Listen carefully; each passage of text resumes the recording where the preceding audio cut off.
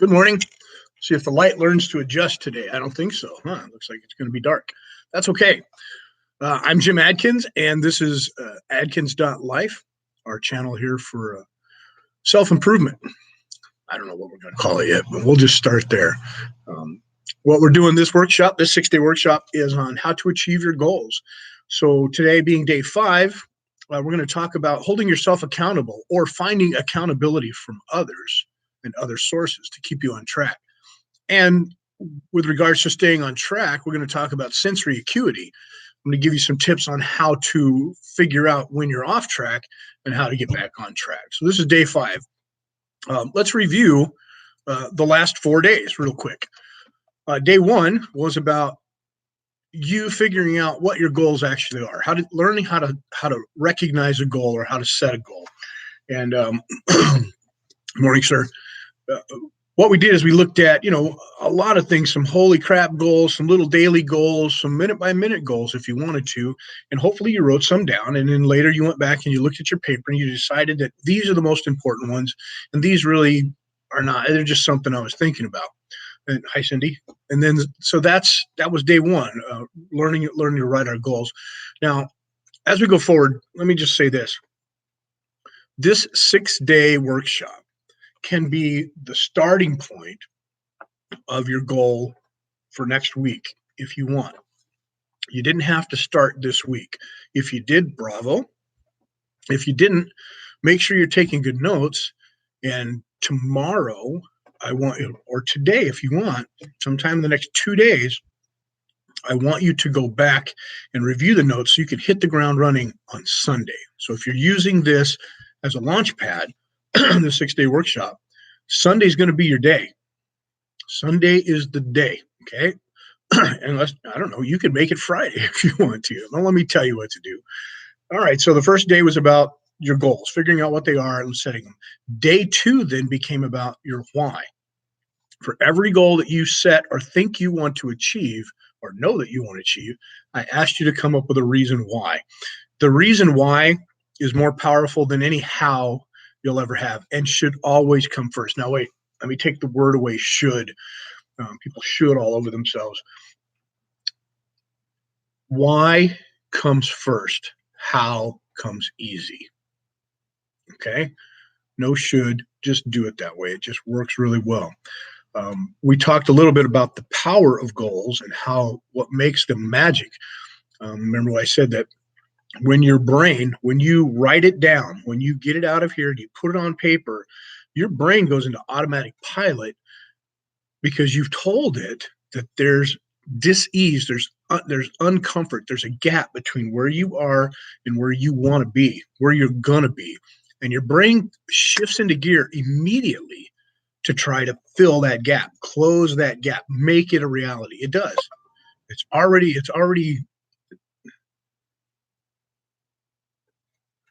I'm not sure what that said, baby. But so the gap in your brain,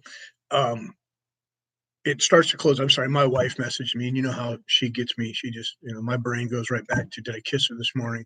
Anyway, I'm sorry. So our goals, excuse me, got to stay professional, hon. We tell ourselves our goals, we make it real, we write it down, and our brain goes into gear automatically to close the gap. That's the truth. That's what happens. And how it works is it starts looking, our reticular activating system starts looking for opportunities to make our goals real. It becomes real. Your brain does not know the difference between the truth and a lie. It doesn't. Well, okay, hold on. Don't open up that can. You know the difference. But when you tell your subconscious, you tell your essence that this is who I am going to be, this is what I want to achieve, and this is why I want it, that's a real statement. It doesn't take it as wishful thinking. It doesn't take it as a dream. It says, okay, let's go. All you got to do is get out of the way. That was day 2. Tell me why. Day 3 then became how to measure and monitor. Anything that can be monitored can be measured. Anything that can be measured can be mastered. Your goal should be measurable. It should be stated in the positive. It should be real. It should be congruent with who you are. It should not hurt other people. God, listen to all these shoulds. I'm sorry. Let me throw one more in there. It should not rely on others. We'll talk about that a little bit. So to measure and monitor your goal means every day to get up and look at it and be honest with yourself about where you are. Don't sugarcoat it. Get disturbed. There are two ways to motivate. You guys know this, right? Two ways to motivate. You can motivate towards, or you can motivate away from. The two most powerful motivators in the world, pain and pleasure. Do you motivate or do stuff because of the pleasure it will get you? Or do you motivate away from the pain so that that doesn't happen or continue to happen? I bet it's a little bit of both in all directions, right? Well, if you talk about diet and you know that chocolate's going to give you pleasure, but later pain from the guilt, which one wins out at the moment? Generally, the pleasure of eating the chocolate, right? The pain comes later when you get on the scale. So, pain and pleasure are motivators. How do you measure it? You got to be honest, and that's what we're talking about. So, you wrote down your goal. You gave me your why. Day 3, you learned to measure and monitor it. And I mean it. Weigh your food. Don't just guesstimate. If you're doing your nutrition, weigh it. Get a scale and write it down. Stick to the program as best you can. If you fall off a little bit, so what? You know it. You'll be able to see it. Get back on. I'll tell you the power of writing it down. My wife, when she set out to lose weight a while back, she wrote things down like she was supposed to. She was writing things down, and just the power of writing things down. She didn't even change her diet because she eats really good. She eats pretty good, but just the power of writing it down, she lost 10 pounds. Just the power, because her mind was now locked in to what the reality of her body was doing, and everything clicked. So writing it down is a good way to do it. Measure. It's the only way, I think. Day 4, where are we? Oh yeah, day 4. Day 4, take massive action. So when you set a goal and you have it ready to be monitored and you know exactly where you're going, you need to be able to take massive action. When we set out to get to the moon, and I'm not talking about me, the United States, other people were doing it too. Other countries were looking to do it too. The pain of not being first drove us to be innovative and come up with new ways to do it in more than one way. Sure, we knew we had to propel ourselves off the earth and get there, but do a little research, and if you believe they did it in a movie studio, that's just one other way to get there, right? So massive action, take massive action. That was yesterday. Okay, so that brings us to today and holding yourself accountable. How is it that we can hold ourselves accountable for a goal? Well, it goes back to a couple of days ago. What is your why? Is your why strong enough? Why do you want the goal? Why do you want to lose weight? And if it's just, well, I want other people to like me. Nope, don't set your goal based on what others are going to do or react. Don't. Now, you can say, I want to look good in front of others, but you can't. It's my wife again. You can't base your goal on them, okay? So that's one. How do you hold yourself accountable? Sarah, stop talking to me. By measuring your goal, you'll be able to see when you're off track, okay? And I was going to talk about sensory acuity too. Sensory acuity is the idea that when you're off course, you recognize it and you move yourself back on course.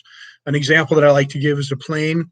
You've heard me say this before. A plane that takes off in the United States, from, let's just say, California, is headed to Hawaii, is off course 80% of the time. How in the world does it ever land on those little islands? Well, it knows where it's going. It knows specifically where it's going, and it's got the computers on board that monitor, wind and location. And so if it gets blown off course just a little bit, the computers switch on and put it back on course. So basically, it can land on a dime in that little location, thousands of miles away. Same thing with you. If you've got a clear enough goal, clarity is power. You've got a clear enough goal. You've got a definite reason why, and you find yourself slipping off just a little bit. Now, listen, this takes practice. Achieving a goal is not an automatic thing. It takes practice. Don't beat yourself up if it's the first time you don't make it, okay? You can always reset it and do it again. There's no limit to the amount of times you get to try to walk, right? So when you set your why and you set your course and you find yourself moving a little bit this way, the worst thing you can do is make excuses for being there and get comfortable. Well, I'm okay here. I lost 10 pounds and, my goal was 100, but 10 is okay. Is it really? I'm going to say 10 pounds is better than 0 pounds. But if you didn't achieve your goal and you had a strong enough why in the world are you stopping? Because it's hard. Well, what's harder? Weighing 400 pounds and having your knees start to give out on you at an age where you can't walk around, or, dropping that extra 100 pounds now while you can. I don't know. If you want to hold yourself accountable, and I'll say this again, pain and pleasure, get disturbed. Get disturbed. Measure it, write it down, and when you see that you're doing something that you don't need to be doing for your goal, get disturbed and get angry. Or not, I don't like angry. Get adamant that this is not going to be me. This is no, I'm worth more than this, and you move forward. If you get up every day to face the world and the challenges of the world, and you start by kicking your own self in the nuts, excuse my language, you're losing already. So you've got to stay honest, you've got to stay true, and you got to move forward. I know I shouldn't use that terminology, but it's a fun analogy. Another trick that I use for accountability is this. I let others know when I'm working on a goal, people close to me that I know will support me, okay? Or if they don't support me, at least they don't not support me, like you guys. I will, if you look at my fitness challenge, I'm live every day, every day that I can get on here about the fitness challenge, and I'm letting people know what I'm doing. Knowing that I'm going to get on here keeps me on track. Does that mean I don't mess up a little? No, there are days, I got 50 years of habits. Trust me, I got 50 years of eating habits that are hard to break, but I know why I want to do this, and I'm holding myself accountable, and I'm using you to do it as well. Okay. And something we'll talk about tomorrow is hire an expert. And I've done that.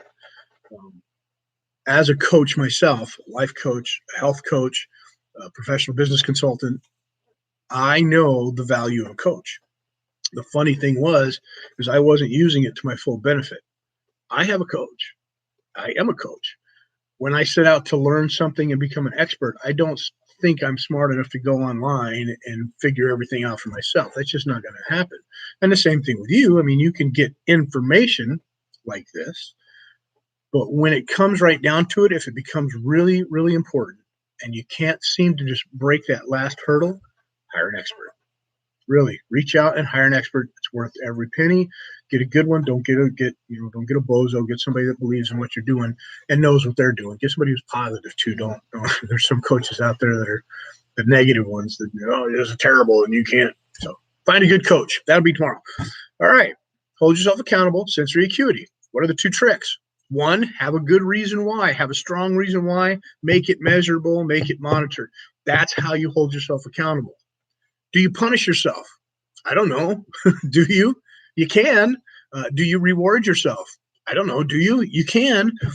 On the marking point, if I hit this mark, this is what I'm going to do. If I do this, man, I'm going to, I have to put $1 in the jar, the swear jar, or I have to, I'm going to donate, or I'm going to run. Don't do that to yourself. But you can do whatever it takes to create self-discipline.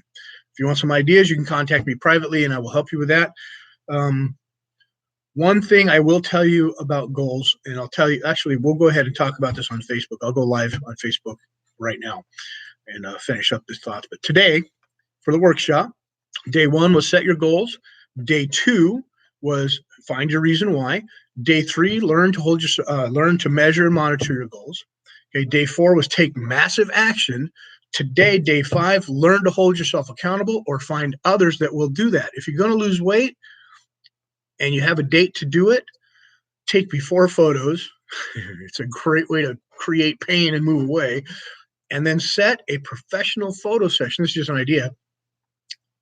At the date that your achieve date. So let's say you got 6 months as your final goal date. Set an appointment with a professional photographer and prepay for it for a photo session.